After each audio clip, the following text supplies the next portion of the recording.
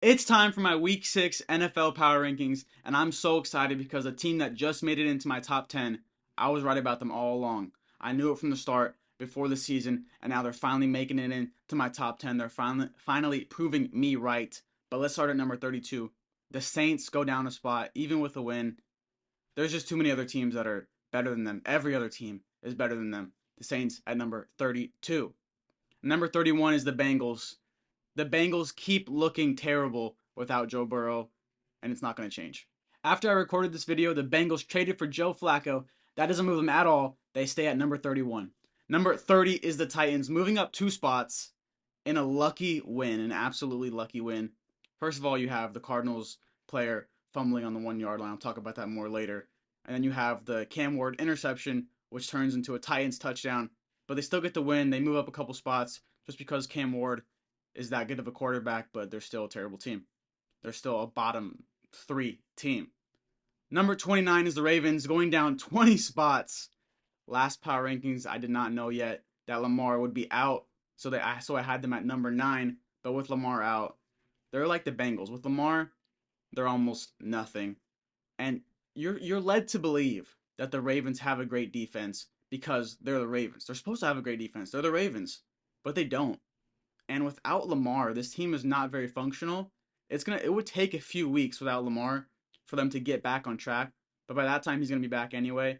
But when you build your offense around a quarterback who's as fast as Lamar, can cut as quick as Lamar, can throw it like Lamar.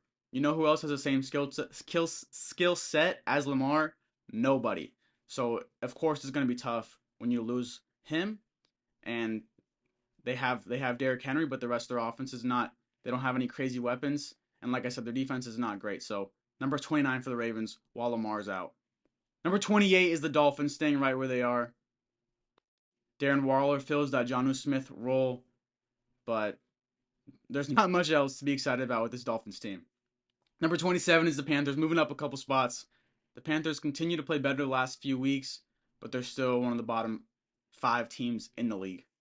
Number 26 is the Jets, going up a spot, mostly because some other teams went down like the Ravens did, and the Jets move up a little bit. I like what I see out of Justin Fields, but yeah, they're also one of the worst teams in the league still, and that's not going to change. Number 25 is the Raiders, going down 5 spots. Brock Bowers is out right now. These coaches don't really seem to know what they're doing, and Geno Smith is still inconsistent. The Raiders, like I said last week, they're not going to be a good team this year. I predicted them 6-11 before the season. It's looking like that's going to be true. If you had high hopes for them, stop. Leave those hopes behind. The Raiders are not a good team this year, but I'm excited to keep watching Ashton Jeanty. Number 24 is the Giants, going up a spot, even though they lost. I know they lost. That was a bad loss for the Giants, but I still like this team. I would have them up more if Neighbors was in, but he's not. And without Neighbors, this offense is just not going to be anywhere near as good as they could be. They really force feed him the ball since they've had him on their team last season. They force feed him every single game. Without him, they don't really know what to do as much. And Brian Dable, it should be his last year in the league. To be honest, I want to see him out of the Giants. I want to see a new coach coming for the Giants. I'm tired of watching the Giants lose like this. Number 23 is the Vikings, staying right where they are, even with a win. Just I'm not really there's nothing for me to change about the Vikings. I didn't see anything this week that changed my opinion at all with the Vikings right now with Carson Wentz at their quarterback position. Number 22 is the Steelers, staying right where they were before the bye week. They got a big game against the Browns this week. Let's see how they play it. Number 21 is the Browns, moving up 5 spots.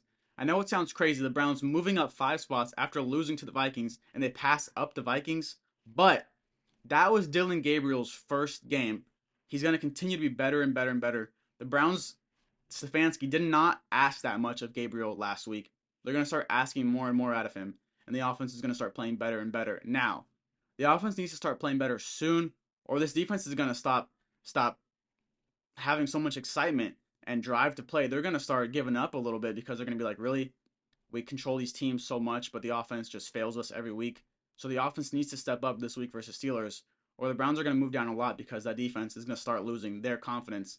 I actually had a dream last night, a very weird dream that Shador Sanders played this week and played well. Maybe I saw the future. We'll see, but I don't know why. I guess I'm just dreaming about Browns quarterbacks now. All right. Number 20 is the Cardinals going up a spot, even with that terrible loss. Why do people still drop the ball at the 1 yard line when they're going into a touchdown? Why? Why would you do that? It doesn't look cool. I mean, it's not like, man, I gotta drop the ball. If I don't drop the ball when I'm going in the end zone, nobody's gonna like my touchdown. Nobody's gonna post me on social media. Nobody's gonna buy my jersey. Like, even if you would have dropped it after you got into the end zone, you didn't look cool doing that. I would still think you look stupid because you could have dropped it before the end zone and that play would have happened. And that is what happened. The Cardinals lose a big touchdown. Then they get unlucky with that. I mean, the Cardinals are just choked. They just choked. They got unlucky with that interception. I grew up in Arizona. This is what the Cardinals do. They have big leads. They've done it 2 weeks in a row, and they choke them. The Cardinals are every year the classic Cardinals choke. This is what they do. The Cardinals stay at number 20, or they move up one spot to number 20. Number 19 is the Patriots, going up 5 spots after a big win in Buffalo. And this is what, I mean, not to beat the Bills, but to be competitive against the Bills. That's what we were expecting out of the Patriots this season, to be a lot better. I guess Vrabel is looking a little better now, but I'm still not that confident in Vrabel as the Patriots head coach. I was very confident coming into the season, but I haven't liked what I've seen so far. Now, it seems like all the players love him, but why are they still using Ramondre Stevenson when he fumbles all the time? I mean, like, I don't have a specific percentage of the games that he fumbles, but it's definitely very high. It's got to be one of the highest in the leagues. This guy fumbles all of the time. You can't trust him. Now, he got it knocked out this game, but still, you cannot trust him to hold on to the ball. I don't know why they don't use Henderson more. I'm questioning it, but the Patriots move up 5 spots, and this is kind of what I expected out of them before the season. Number 18 is the Cowboys, moving down 2 spots, just because that defense is so unreliable. The offense can keep up with anybody in this league, but the defense cannot hold up. The Cowboys at number 18. Number 17 is the Bears, going down 2 spots in their bye week. Some other teams had to move up ahead of the Bears. Number 16 is the Texans, going down 3 spots. They had a big win over the Ravens. And here's a crazy thing, actually, I want to talk about. This is about fantasy. So going a little bit away from real football for a second. This is about fantasy. The Vikings and the Texans defenses. So the Vikings were starting it in 90% of sleeper on that app, in their fantasy football leagues. The Texans were started in about 55%. I dropped the Vikings out of the Texans. Guys, if you need some fantasy football advice, let me know in the comments if I should start making some fantasy football like weekly videos. Because if you started the Vikings against the Browns when Gabriel was coming in, you didn't pick up the Texans going against the Lamar-less Ravens, I don't know what to tell you. Let me know if you want some fantasy advice because I knew that play was going to happen. I knew to put the Texans defense in. They had a big week. Texans get a big win. Number 15 is the Colts, going down 3 spots. They're still one of the better teams in the league, but some other teams had to move ahead of them. They continue to impress me, though. They continue to look a lot better than I thought they would before the season. Number 14 is the Falcons, moving down a few spots in their bye week. Once again, some other teams had to move up ahead of the Falcons. Number 13 is the Seahawks, going down 1 spot.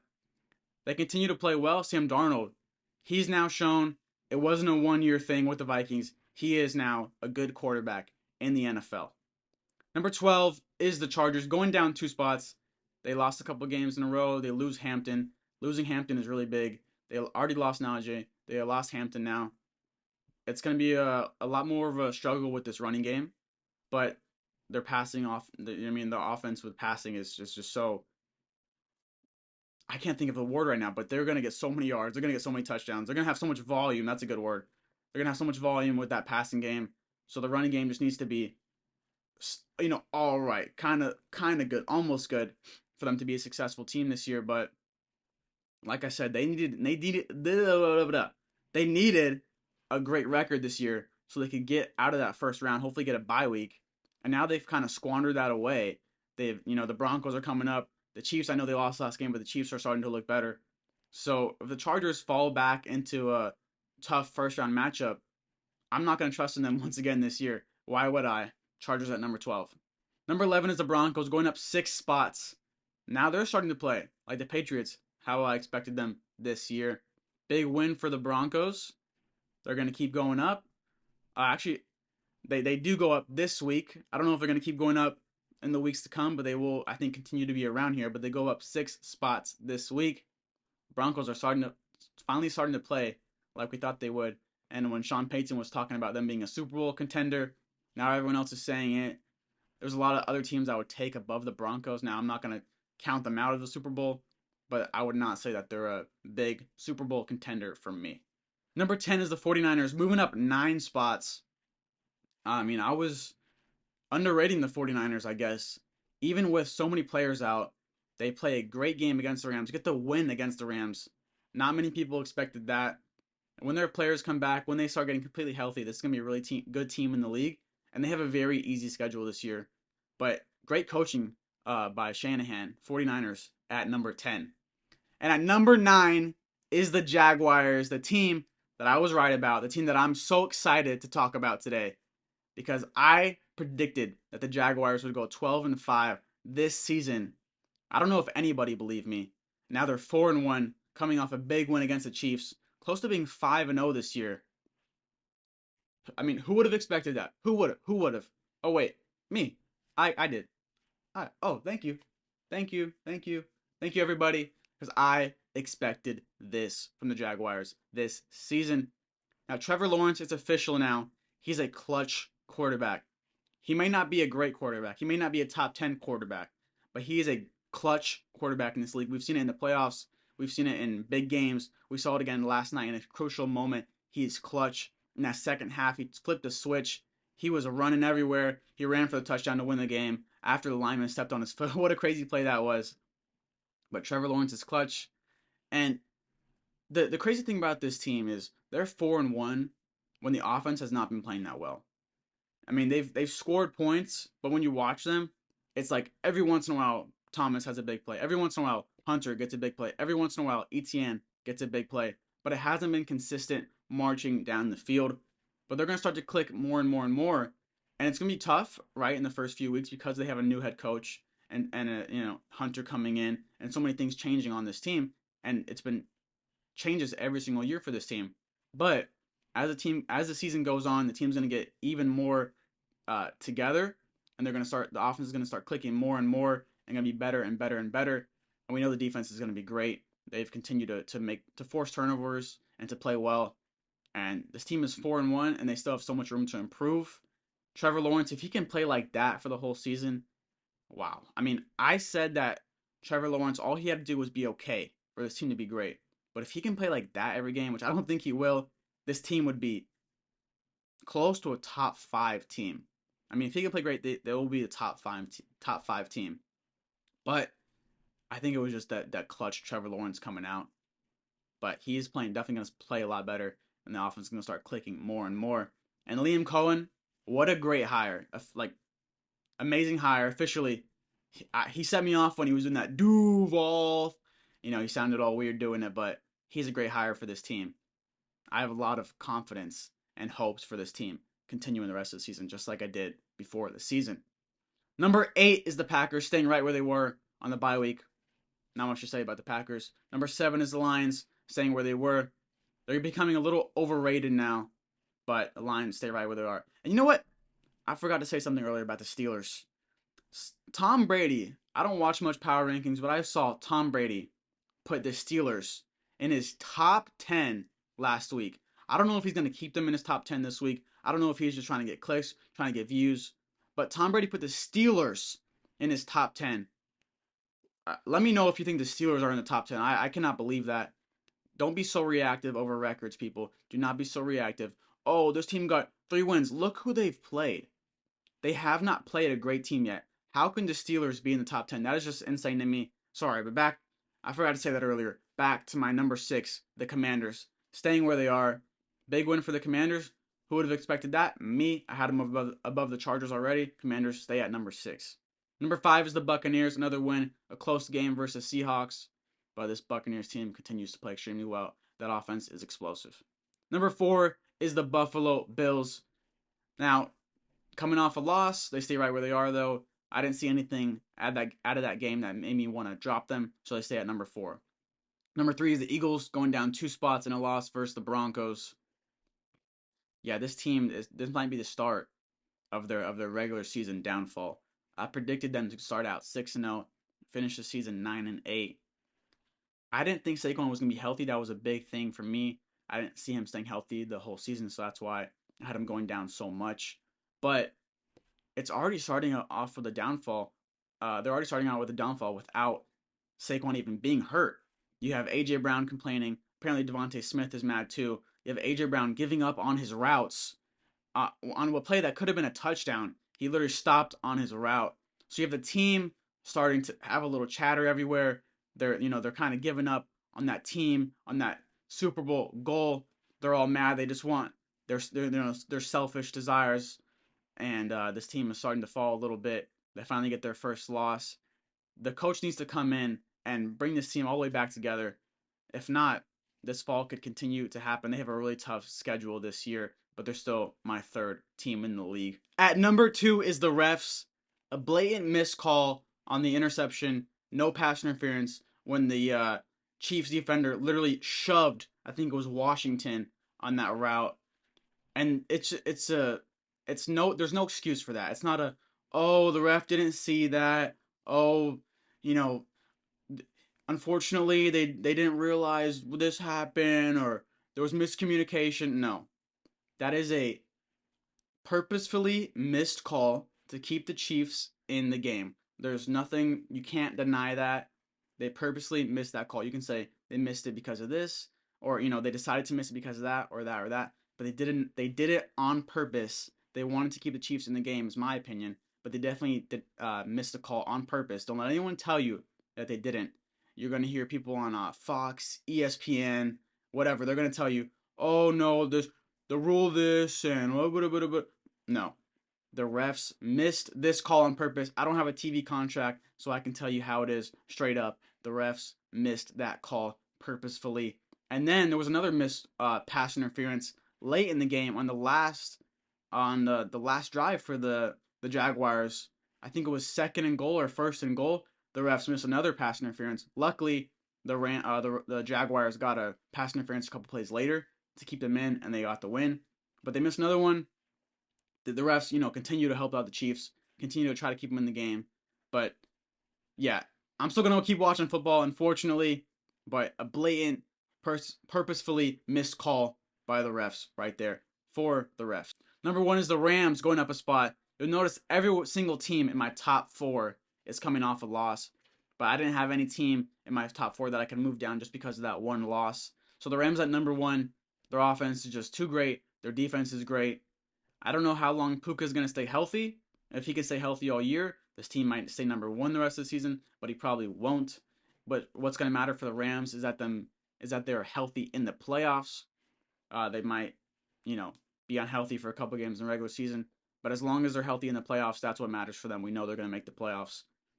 But how do they go up to number 1 even though they lost to the 49ers? Well, you had Corum fumble right outside the red zone. You had Kyren Williams drop a pass right outside the red zone, which led to a missed field goal from Cardi, and then Cardi missed an extra point later.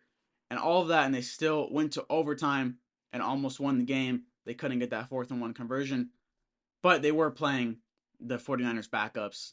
So it was a little tough to evaluate that game because they had so many mistakes, but it was a backup filled team. But I keep the Rams at number 1. They're not going to have that many mistakes again in another game this year. And like I said, their offense is too good. Their defense is too good. Stafford, Puka, Kyren, Devontae Adams, and the defense is always making plays. They're a very well-coached team with McVay. That's a big part. There's a lot of talented teams around the league, but they don't have a coach like Sean McVay. Sean McVay elevates his team to the next level. They're at number 1 in my power rankings, moving up a spot even in a loss. Thank you so much for supporting the Sandbar Playbook. My name is Aidan Agizio. If you want to watch another video, you can click here. If you want to subscribe, you can click right here. So thank you so much. Make sure you comment what you thought, like, and subscribe. I really appreciate it. I'll see you next time.